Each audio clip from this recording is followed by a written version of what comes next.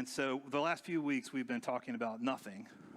And so I thought, well, why don't we talk about everything today? So I call my message today everything. But in this last almost 28 years, almost 3 decades, I said that earlier today, Kel, and I almost passed out thinking that, yeah, sorry, we're getting older, babe. I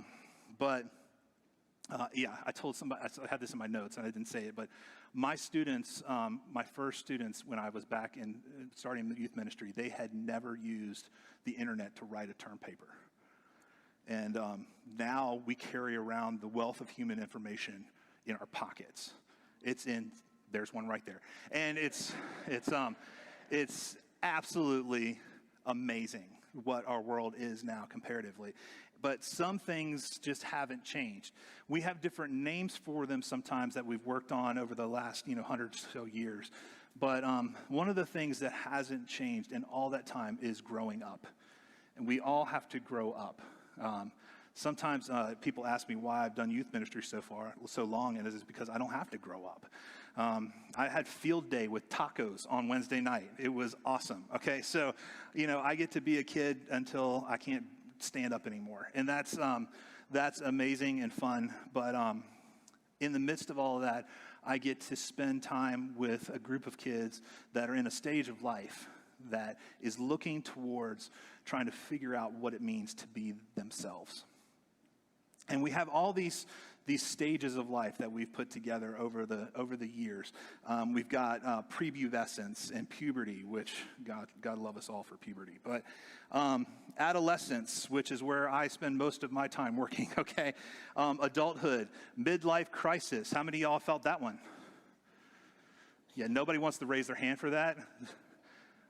Ryan, you cannot raise your hand for midlife crisis unless you don't expect to be very old. So yeah, no, I about 10 years ago, which sounds crazy, we had a group at one of my churches called the Second Halfers, and you had to be like in the second half of your life to do that. And so the Bible tells us that you get 70, which is 70 years is what, the Bible, everything else is a gift from God. But I just turned 35 and they asked me to come and speak. So I was like, now I'm going to come to every meeting because I'm halfway through. So I'm in the second half of my life. So I understand where you're coming from, but sorry, dude, that's not yet. But midlife crisis, it's a real thing, but nobody wants to raise their hand for it. But I saw this happen between couples. And in the first service, there's like little tiny spacklings of giggling all throughout the room and stuff like that. It happens, okay? Midlife crisis. How many of y'all are in retirement right now? Life is good, right? Bring it. Golden years. I had a parishioner at my last church who was 104 years old when she passed, and she's known as a centenarian. Okay, we've got names. That was not even very almost rare. It would be a better way to put it, years and years back, but it's becoming more and more common now to the point where we have categories for it. Believe it or not, her sister is still alive, and she's 108 years old now. It's ridiculous. They've got good genes, but she was the sweetest little lady. She started the youth ministry in 1947 at the church I was at before. She came and talked to our youth group when she was 102. It was amazing. So, but like I said, as part of my vocation, I get to spend a lot of time working in adolescent areas, okay? And adolescence comes from the word adolescere, which is a Latin word which means to mature or to grow up. And so as we think about it, it's exactly what we think about. But the idea of adolescence didn't really happen until about 1904, okay? The idea that we would have this, and it happened because up until that point, there were no labor laws in the United States. There was no universal education. And when that stuff started to come along, all of a sudden in urban areas of the United States, there were kids who now were at school all day, and when they got off of school, they didn't have jobs. They had time on their hands, and there was a moment for them to develop into something that hadn't existed before.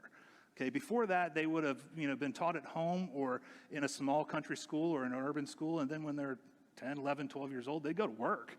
Okay, that was my grandmother. My grandmother was born in 1914. She went to 6th grade, and then she started working. That was the way it was. My grandfather was in 3rd grade, and so that change in our society created this gap of time that became this valuable time that we now call adolescence. And it really became up into existence in the 60s, but maybe the 50s through the 70s, but it came into that real place in the 60s. And one of the hardest things about it now is to realize that adolescents are the number one marketed to group of people in the world. And it's because when we talk about adolescents, they're open and they're malleable and they have all these different ideas and everything is playing into who they are. And so our culture has turned it into, let me see if I can grab them for this and grab them for that and grab them for this and grab them for that. And it was like when I was a little kid, I mean, this was before adolescence, but I loved Lucky Charms. I was born on March 17th, so I have this thing with leprechauns, which is stupid because I'm 6'4", but every time a Lucky Charms commercial would come on, it's like, I got to get me some Lucky Charms. I'd tell my mom and all this kind of stuff, and, they're horrible for you, but I wanted Lucky Charms so bad. And then it turned into Fruity Pebbles, and that's just the end of it there. But, when we talk about these people, this group of people, we have this malleable group, these people who are looking for what it means to be self. And so in the midst of that, in the 60s, a study came out that talked about these 2 stages, or 3-stage really, part of life. There's the toddler time where you're exploring the world and you're learning all the foundational things that you need to understand about the world. Hot, cold, up, down, left, right, how to speak, how to talk. And then as you get into that 13, 14, maybe even a little earlier now, probably 10 or 11, you start to get into this idea or thought about what it means to be you. And all that foundational information and stuff starts to coalesce into an identity and into a connection of who you are as a person. And that's the adolescent era. It's the discovery, it's the maturity that comes in the midst of that. And it comes to an end when we have to start talking about answering the questions about who we are. And these are the 3 questions that determine the end of this. When you come to the end with confidence, you can say, who am I and where am I going? You can answer that question. Where am I loved and wanted? And what am I able to do and accomplish? And when you can answer these 3 questions, you are on your way out of adolescence and into adulthood. Those parents in here who have students in their early 20s, the average age of the end of adolescence right now in America is around 26 to 27 years old. That until we can fully answer these questions. And that can be a really difficult thing to understand sometimes, because the harder it gets to answer these questions, the longer it draws out. But we can simplify them a little bit for today's purposes. What is my identity? Where do I belong? What is my purpose?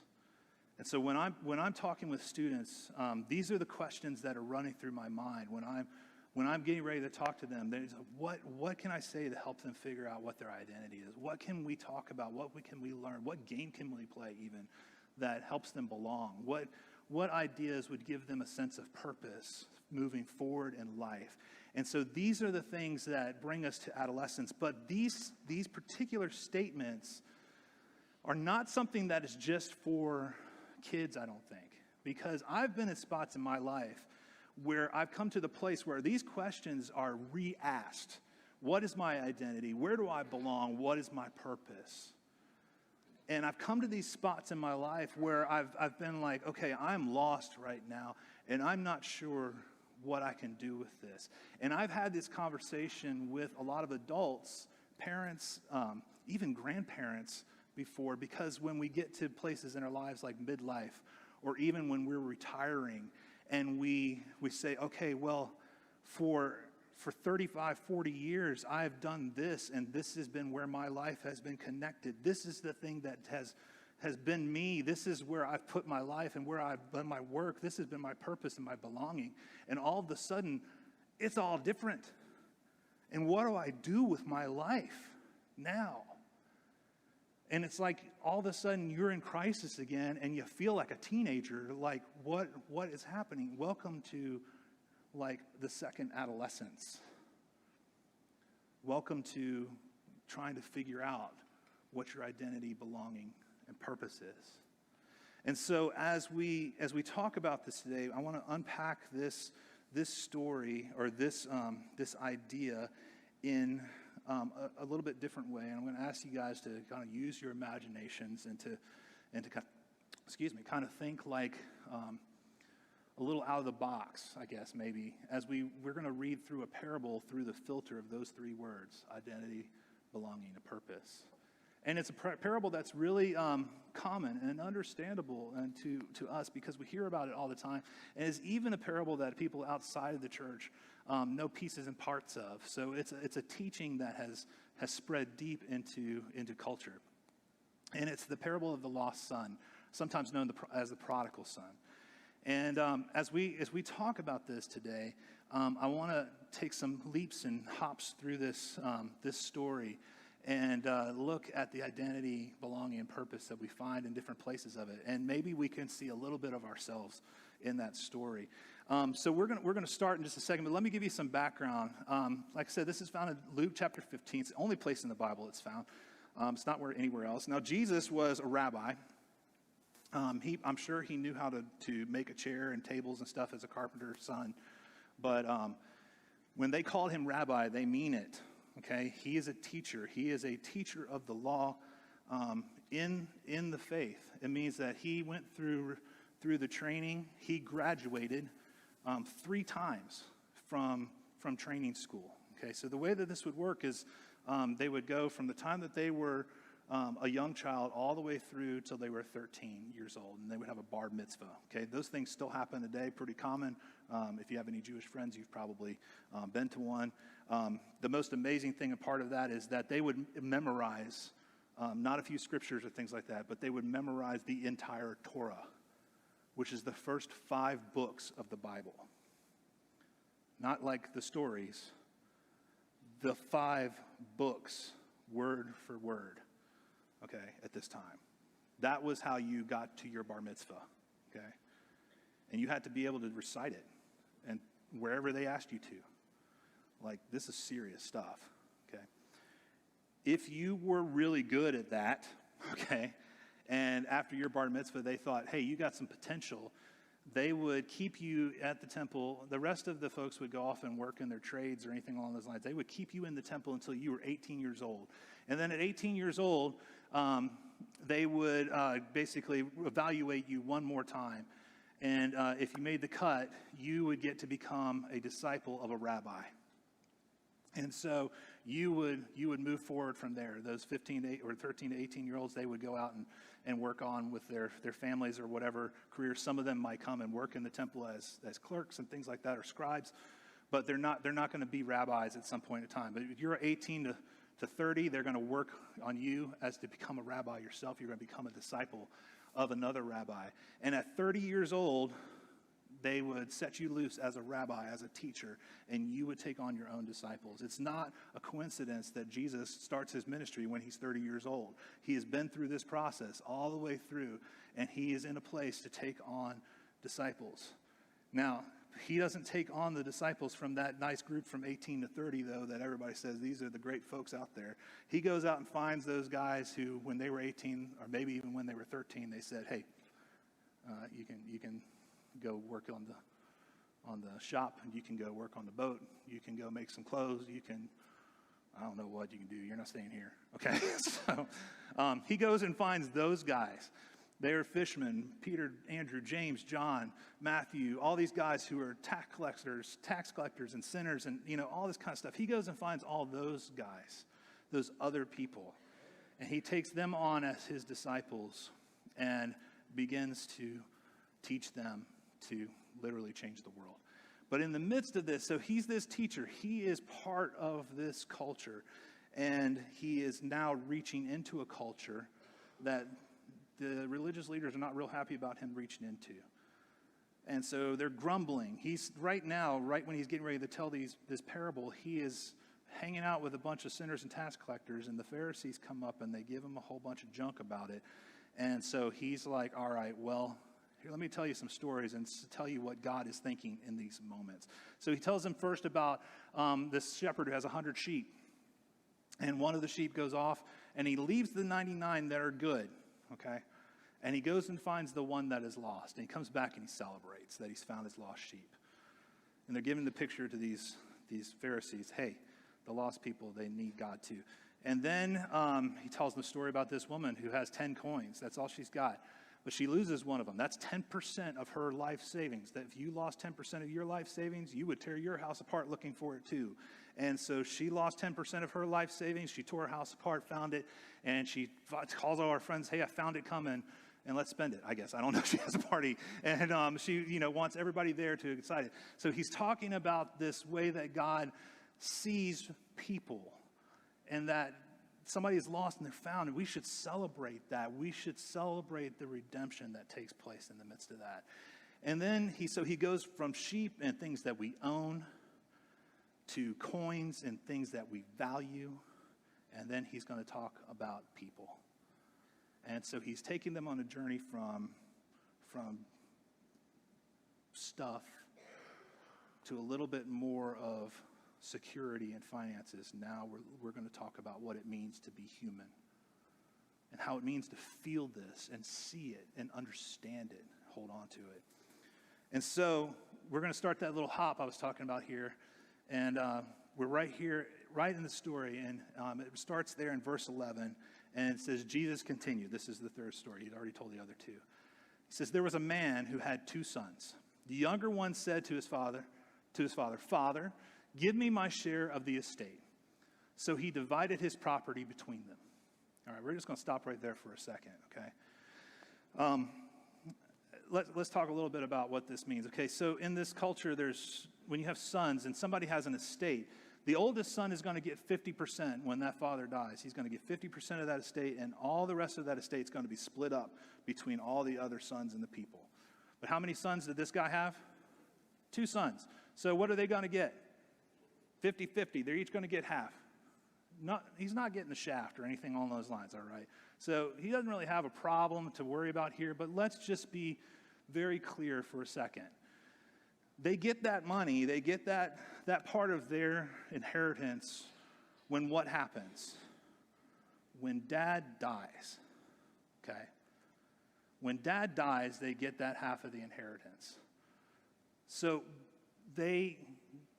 that's the only way it comes about. And so this guy is literally looking at his father and saying, hey, I wish you were dead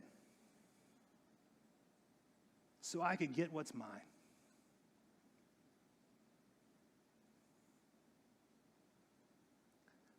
Think about that for a second. Dad's in the room. How would it feel if your kid walked up to you and just said, I wish you were dead right now so I could have what's mine? I know he didn't say it exactly like that, but he's impatient. He's tired of it. He wants to get out. So let's talk about his identity, his belonging, his purpose, and these questions. So how do I know you? Where do you belong? Where do you do life? What's your purpose? So in this place, in identity, this is what I imagine he feels like sometimes, though. He has an older brother, right? He's the youngest, so he's the invisible one who never gets what he wants. The oldest guy always gets it all. He's a good nothing. He does everything his dad tells him to. He does it all perfect, works every day, all day long. Someday, though, I wonder if someday dad will be gone and I'll have mine. This is the way this guy, it sounds like he thinks about himself to me. Where does he belong? Not here, man. Not in the shadow of my older brother, not in this place where this guy is, not letting me have what I want or anything like that. His purpose, I don't know what I'm supposed to do, but I know it's not here. I just want to get out. In this case, I would call this guy the restless son. He is just restless. He wants to move. He wants to take off, man. He doesn't care what's around him. He just wants to get going, okay? And so the father does it, though. The father gives him what's his and tells him, go ahead. And so we pick up the story there.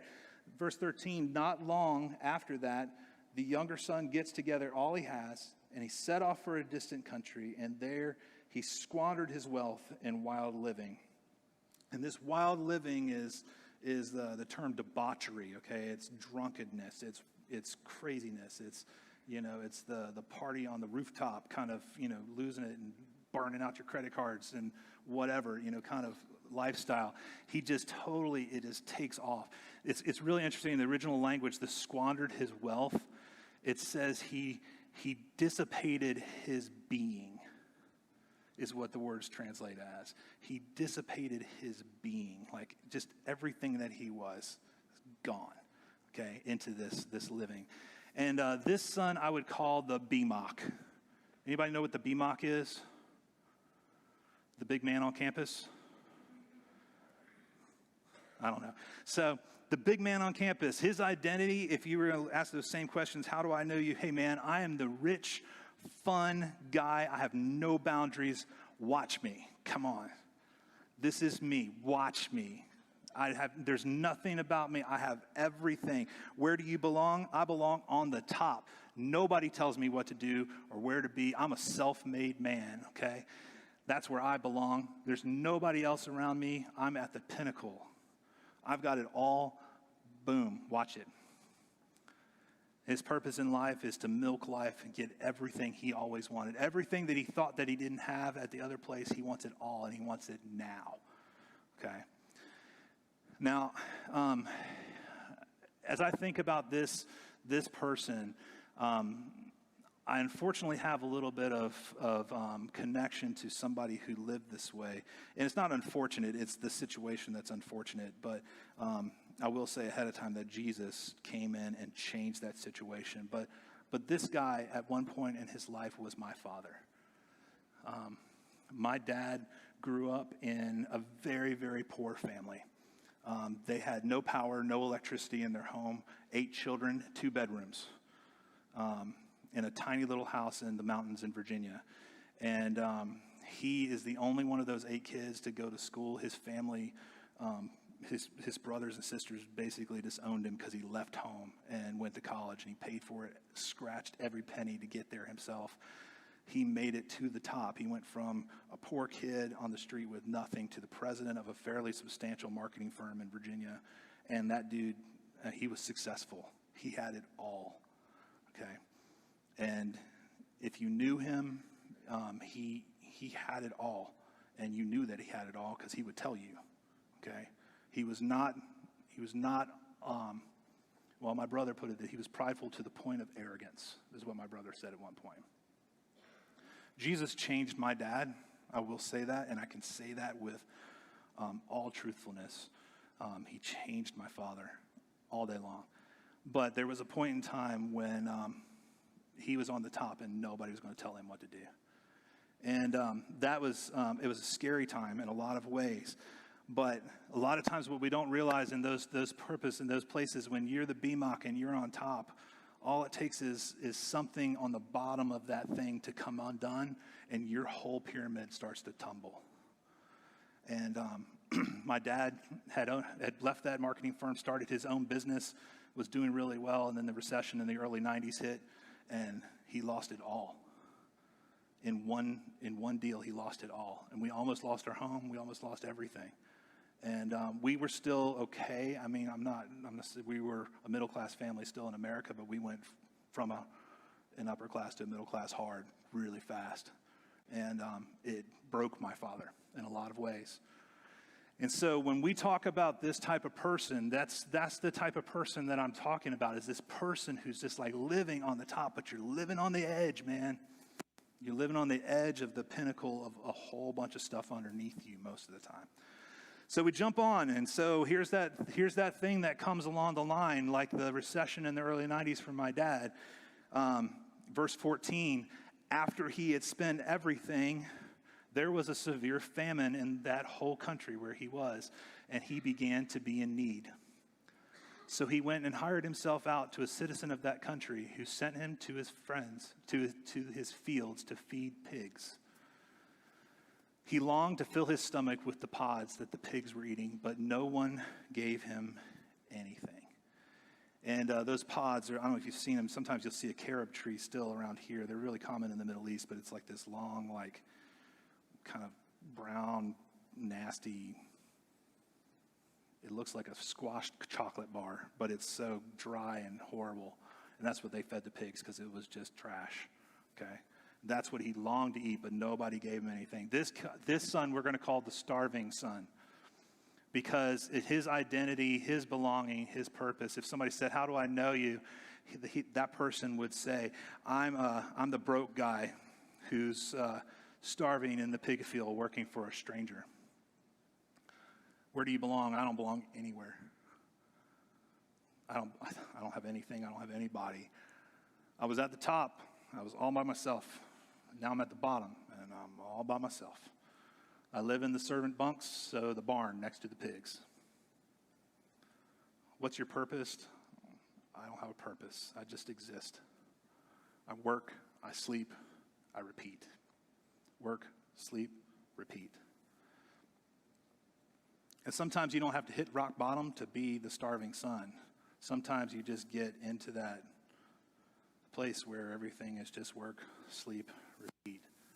And life is just not there anymore.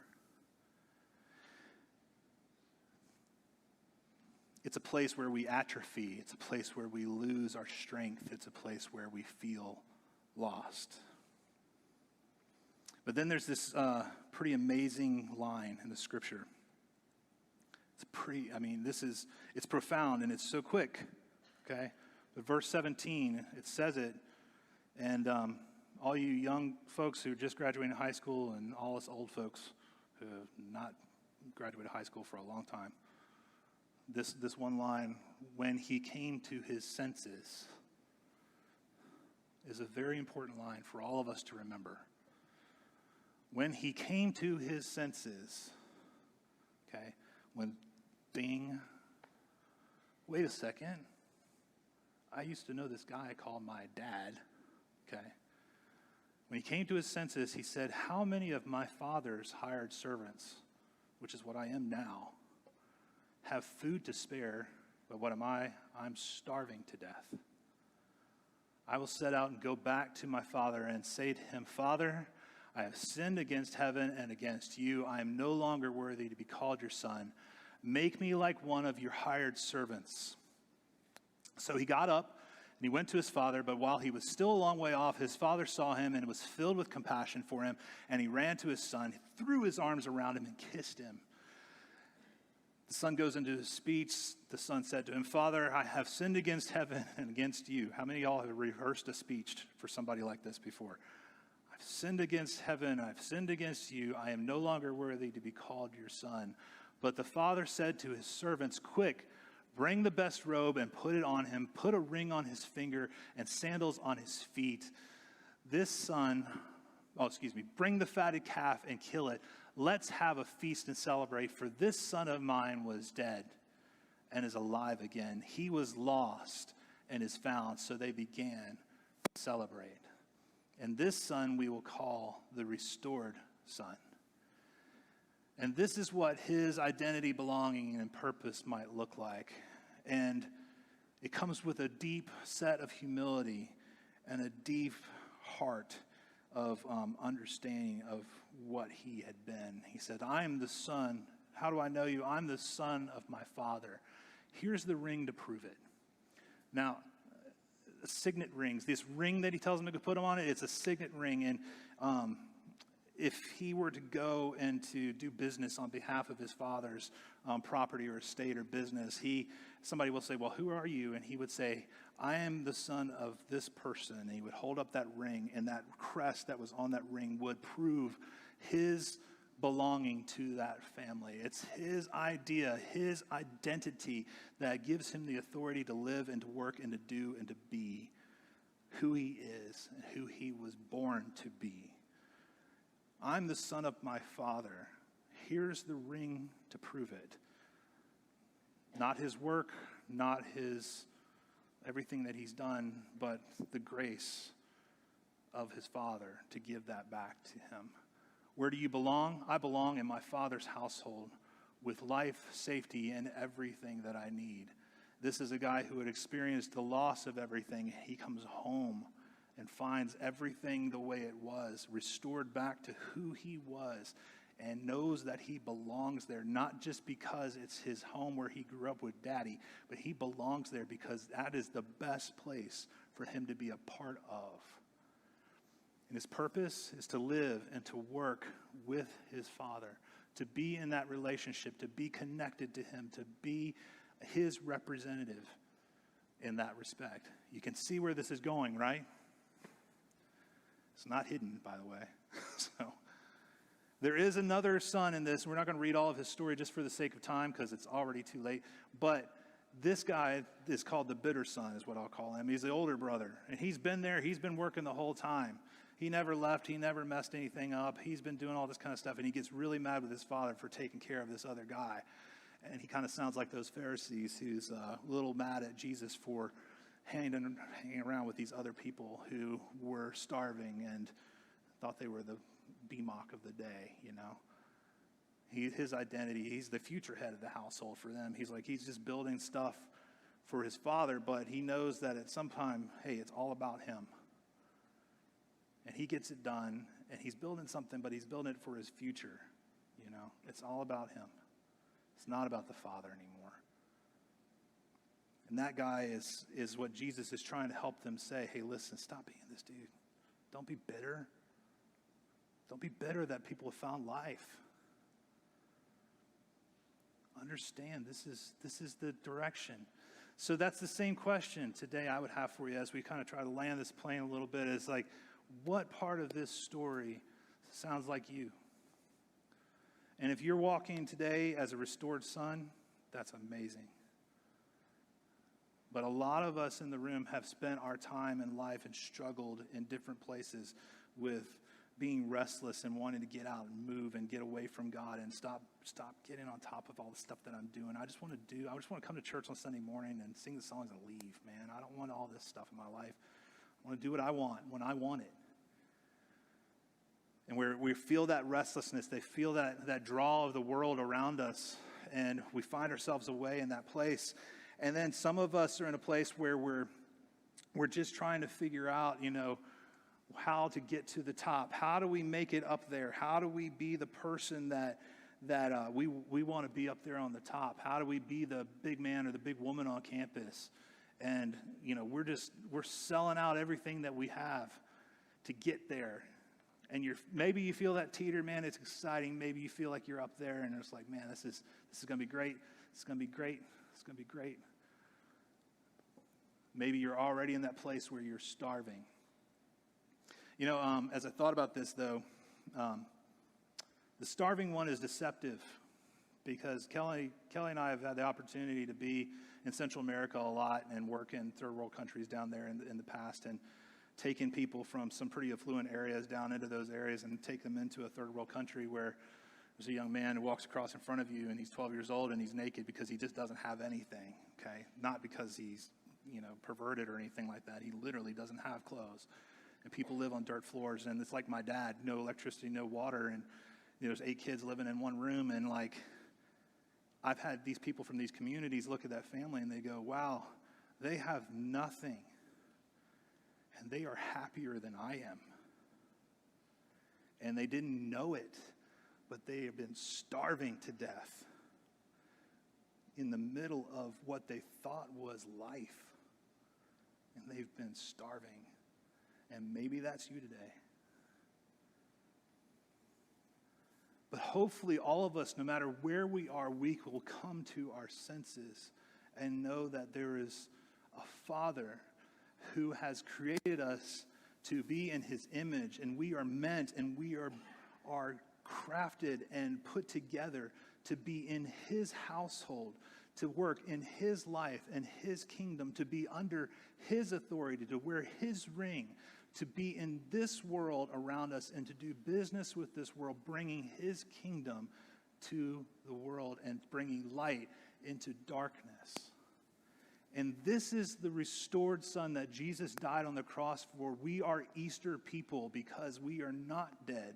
We are alive because of what he has done. We're lost, but we have been found. If we can wake up and come to our senses and live in that reality, in that identity, in that belonging, in that purpose, we can find the person that we were meant to be. And it's like the tracks that you put a train on.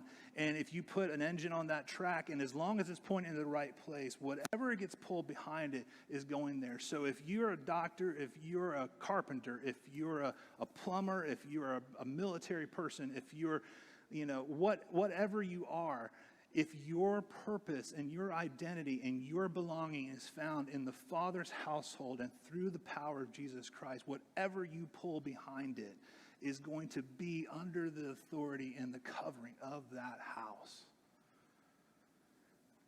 And that is life. That is life, and life abundant. That is what Jesus died for. That is what we are trying to find as an adolescent kid, is something like that. But trying to find as a midlife crisis adult, or as a retiring adult, or as a child of God. It is everything. It is everything. And so this morning I'm going to ask the band to come forward and to prepare. And I want to once again remind you that we call this area an altar.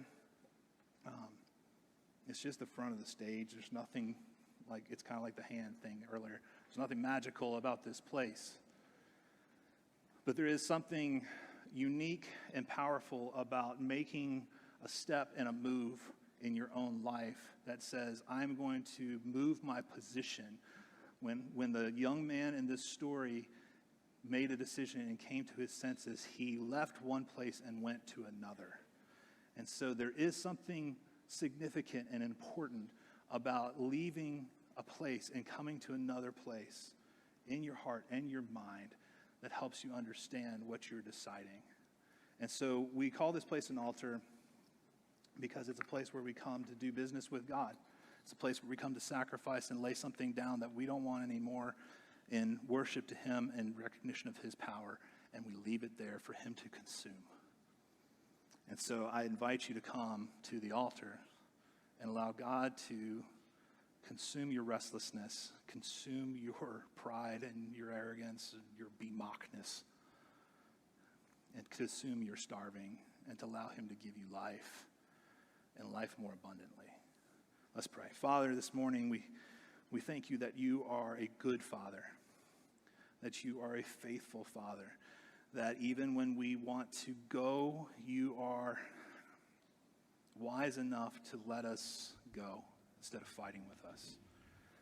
And God, when we want to come home, you are graceful enough and grace-filled enough to allow us to come home, and not to make us become a servant, but to still love us like your sons and daughters, to throw a celebration, to put the mark of your family on us, to give your life through Jesus in our place so that we can be restored, God. Lord, we thank you for that. We pray that you would, in these moments as we do business with you, that you would break our hearts and bring us home, God, and help us to find that identity and that belonging and that purpose that we need in you. In Jesus' name I pray. Amen.